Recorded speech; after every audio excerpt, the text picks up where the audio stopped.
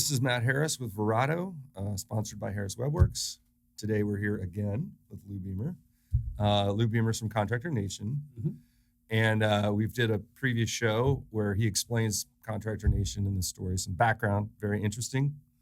So if you want to know more about Contractor Nation, check out that previous episode. So anyway, we've known each other for about 5 years. Yes, we have. And why did we meet? Because what's the background? I know it, but you tell the story. Well, previously there really was no position of director of information systems. And I was in our dealer support team. So I was traveling and working with a lot of our dealers. And during that time, I realized that, we needed to have an e-commerce because as contractors, they're in the field all day. And for them to be able to call in an order and try to get our customer service team, who was there till 5 and sometimes later, was very difficult. And previously, it had been tried twice. But again, when you don't have the people there that are doing it all the time, things can fall through the cracks. And I believe that the main thing was not necessarily the people, but I think it was the platform that we had. It was very restrictive, no flexibility, no real way to grow. And maybe not enough stakeholders committed to pushing the thing through to get it done, right? Correct. On both sides, maybe. Oh, absolutely. Yeah. And we were printing, 4-color, beautiful, spiral bound catalogs every year and sending those out. And as you know, any kind of paper catalog, as soon as it goes out, it's out of date because you have updates and price changes, et cetera. Yeah. So, in talking with the stakeholders, this was something I wanted to take on.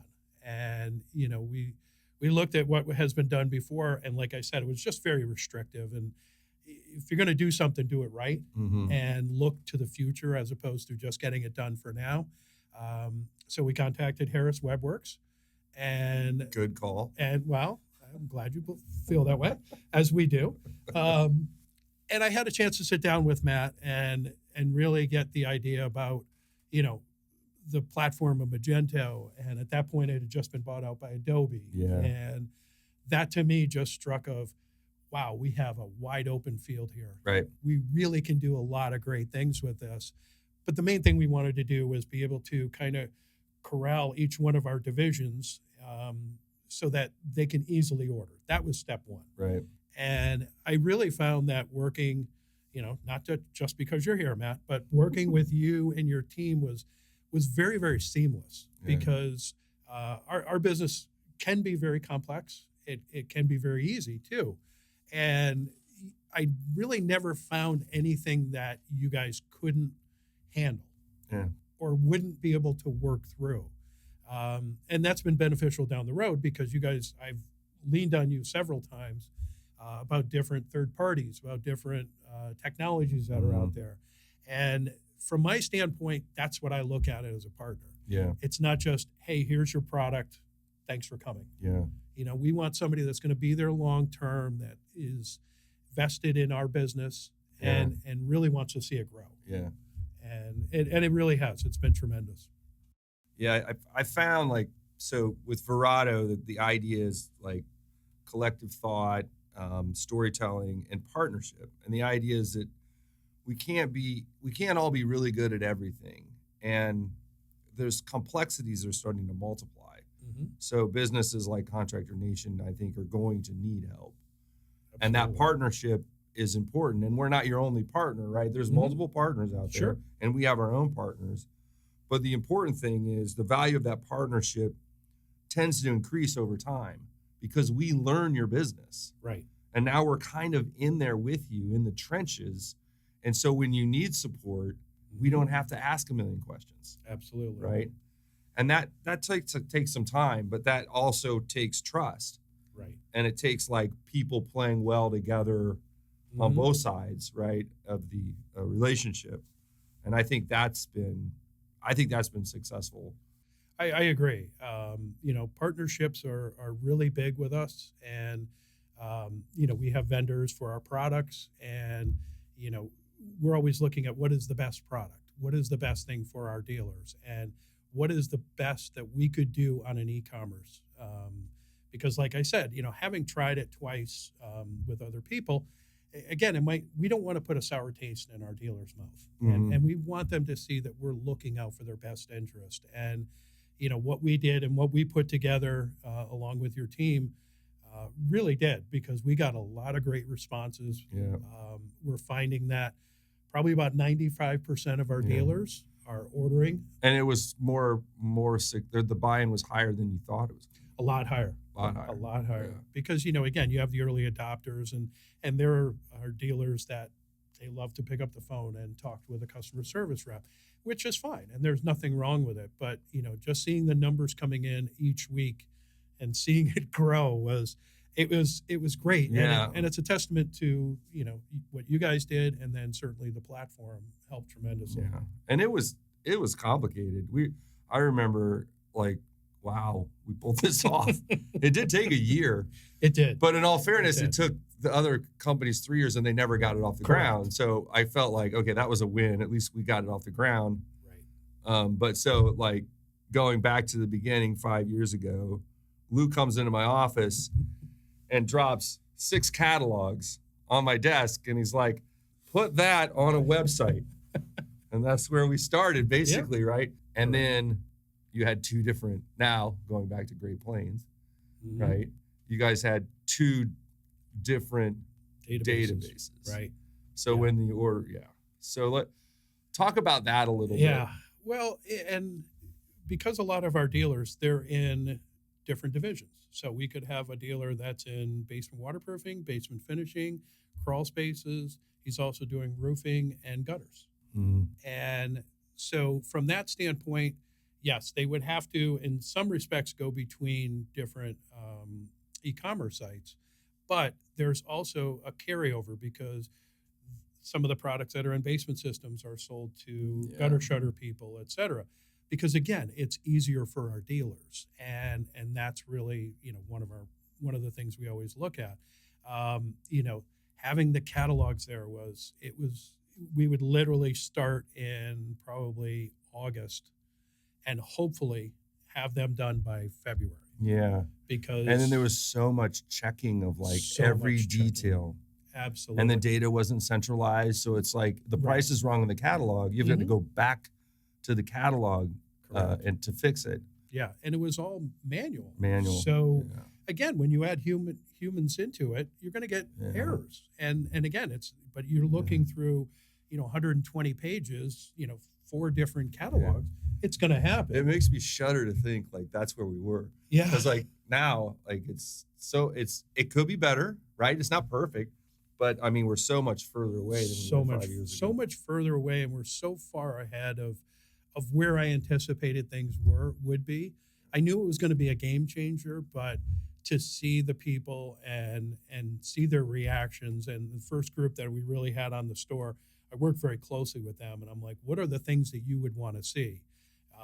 We're even looking at now about trying to do, a revamping of it. What are some of the other technologies that are out there? And I think if we stuck with this other platform, we would be in that box and we'd never get out. But now we have that advantage where we never did before. Well, and it's completely, it's based on Magento or Adobe Commerce Magento, but it's we have ultimate flexibility. We can kind of do whatever we want. So right now, we'll get into the setup on the stack, and I should probably throw up the store too. But basically, the stores are private. So you can't, there's no public facing store. You have to be a dealer. You have to be registered. Correct. You have to have a login. You go to your catalog, which you can see on the screen now. And if you're a basement systems dealer, you go to your basement systems and you log in. Correct. And then you can start ordering. Correct. To start off with, just look at what's on the CN store side. Okay. So we've got you have the CN store, and then the 4 subdomains. So it's 5 domains because you have to have the parent domain and then subdomains. So it's Basement Systems, Dr. Energy Saver, Total Basement Finishings, and Klaus Roofing are the 4 main sites.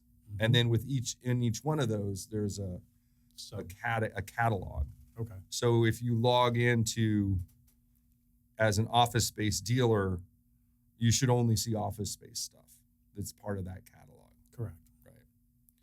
So that was like the first level of complexity. We had to get essentially 5 domains and 9 shared catalogs built in one instance. And then since then, we've added 3 more sites to what we're managing, which is those were built on open source. Not only did we build the 5 domains, the 9 shared catalogs, but then the dealers log in and you guys have like a unique pricing model for your business. So Correct. we had to map to that pricing model, which was defined in your older ERP system, Great Plains. So we had to map Great Plains data over to the Magento stores. And then we had to take orders from the Magento stores and push them back into Great Plains. Correct. Which was not an easy task. Not an easy task. So essentially what happens is for the products, you have like Oracle, well, back then Great Plains. We'll get into Oracle NetSuite later. Okay. But Great Plains, you have the business entities, you push the product data over, it's flagged which catalog it needs to go into. Correct. This is for pricing, SKUs, primary data. Correct. And then we go and put the rest of it straight into Magento. Yep. Right? Yes. With those spreadsheets. Remember that? Yes, I do. Wow. Yeah. I'm starting to get chills. Yeah. Yeah. So and then there was a time where we had both. We had the print catalogs for a while. Right. And then we had the stores. And then we're like, how can we make this print catalog thing go faster? So we started using Magento as your database for the product information. And we would export those CSV files. And then we had a process for importing those into InDesign. Correct. So now, as long as when you made that data set, the website hasn't changed, you know that as of like July 1st, that was the pricing or whatever. And for the longest time, I mean, the catalog was the Bible. And even our customer service team would have it there, and they'd have a sticky note, if there were any changes or price decrease or whatever it was. And, at first I thought it would be very difficult to get away from that catalog. But honestly, I think it was the best thing for our business and the best thing for our dealers. And do people, some people bring it up, but like very rarely. Very few. Yeah. Very, very few. And that's what was surprising to me. I thought more people were going to be like, I need to have this catalog. So we kept it, like you said, for maybe a year. And then it was like, why are we doing this? Well, you got to 95% buy-in. Yeah. So it's like, Right. So anyway, for the people listening, this is something that comes up again and again. A company like yours will say, hey, our dealers, they like to print catalogs. They like calling so-and-so in customer support. They like the way we're doing business now. And I know these guys. I know the owners of these companies. Right. What they forget is that they've known that guy for 20 years. And he's not the one doing the buying anymore, right? There's some younger kid in there going, oh my gosh, why do I have to look through this catalog? This is insane. Yeah. So I think that's where the expectations were not, didn't meet the reality, is that we kind of misguessed like who's actually doing the buying and what do they want, right? Because you guys are talking to the owners and not the people doing the work. Absolutely. And then the people doing the work are like, no, man, I want to do this myself. I don't want to have to call somebody. Yeah, and they're more tech savvy too, so they'll know. And it is amazing. But, until you try something different, you never know. You never know what the reaction is. You could think you know what it is, but until it's implemented, man, I've just been impressed with how easily it was accepted, how people jumped on it, how we've gotten great feedback on it. And with any new technology, there's going to be glitches, but man, they were few and far between. And it freed a lot of people up to do other stuff. It really right? did. It really did. Our purchasing department was working on this for 6 months, working on a paper catalog, and it basically took it off their plate. Thankfully, we have great employees there, like our purchasing, accounting and customer service team, because without them, this never would have gone anywhere because they live this stuff every day. And I kind of came in more from, hey, this is what I'm thinking. How would you guys, like to help out with it? And because they knew the old system, they knew how the dealers were, they knew how how our business worked.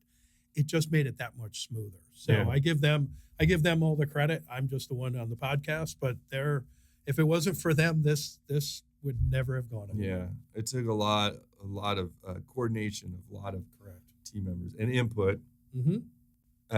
One thing I wanted to mention, and one thing that we've noticed, and there's like reports to show this, is that when people can self-service their own orders, they tend to take a little bit more time with it, and they'll tend to like put more stuff in their cart, and they'll kind of want to kind of create a comprehensive order, and they might call other people in the company and say, "Hey, I'm putting this order through. What else do you need?"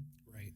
It's really hard to do that when you're on the phone with somebody, right? You're right, because you don't. And again, our customer service team is great with it, because if you're getting product A, hey, product B would go with this. But I think it's almost like when you're at the cash register, and you see the magazine or the gum or something else there, you're going to grab it, Right? And I think it's been helpful, especially with our dealers, because a lot of them had, their set list of what they order every week or every month. And, having the requisition list that we have in the store has been so great for them, because now they can go in, I need 2 of these, 4 of these, 6 of these, and they're done.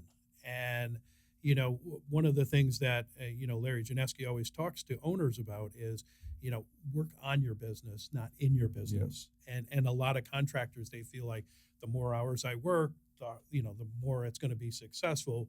But, and kind of the way Larry's looked at it is he's got the right people in the right seats. And having that, he can look at other things to build the business, which is exactly what we're hoping for our dealers. Right. Is that, you have a general manager, you have other positions there, and you can look at what are some of the higher value activities that you could be working on. Yeah, I mean, you have a person in a, doing manual repetitive work, and you're not really maximizing their capabilities. Absolutely. So if you can remove some of that, then they can do like much more important things. Yep, absolutely. So I'm going to start to wrap this up, but I'm just going to kind of finish the rest of this deck for my own. But basically, make yourself feel better. Just because I made put it together. I mean, might as well use it, right? Yeah, I did all this work. So anyway, products go through the connector into the websites, web stores, and then when the orders come through, the connector is also a splitter, because basement systems can be selling something that's actually assigned to Dr. Energy Saver. Correct. But they put it in their cart under basement systems. So when it goes through into the ERP system, and it's got to be separated back out again. Well, really, it's only with KRS. Only with KRS? Yeah, because it was in a separate database prior. And so, and again, it's not a ton of products, but we do offer some of the gutter shutter products in our basement waterproofing and all of our other catalogs. And once that does come in, it will split. So you'll see an order for basement systems or Dr. Energy Saver, and one for the Klaus roofing. It just makes things easier from the accounting standpoint and a lot of the back end stuff. But from a dealer standpoint, it's pretty transparent. Right. There's nothing they need to do. It's all done on our end, which again takes the limitations off of them. They can get what they want when they want, and they don't have to worry about it. And I guess the point is that the system that we built has enough flexibility that we can actually map to these business rules. Absolutely. Which are, very unique to what you guys are doing. And we were able to build a solution on that. Correct. So, very cool. And I think we're doing, we got some stuff in the pipeline now. We're working on some redesigns. We're trying to work at maybe increasing some of the customer satisfaction components, reporting. Correct. So there's always like a little bit more to do. Yeah, and I talk with a lot of dealers still. And it's funny, I don't like calling them dealers because a lot of them are really good friends. Yeah. And we see this at convention. They're, they're just great people. And they'll call me, hey, it would be great if we did this. So I know that you guys actually came to us and said, hey, let's look at the UX, let's look at the user experience, and how can we make that better. And so I kind of took it upon myself to talk to some dealers and, hey, what do you think? And again, very minor things, but I think a refresh of it, because we haven't refreshed it in how many years, always kind of gets people going. And but you got to refresh it for the right reasons. Is it helping, or is it just, hey, we want a different color on this? So we're looking forward to it. Working with you guys to get that set up for the dealers. Yeah, so are we. Right on. All right, that's it. We're good? We're good. I am good to go. Cool. Thanks for coming. Matt, thanks for having me. Thanks for watching the podcast. Again, Matt Harris with Verado. Check us out on our YouTube channel or wherever you listen to podcasts. Thank you.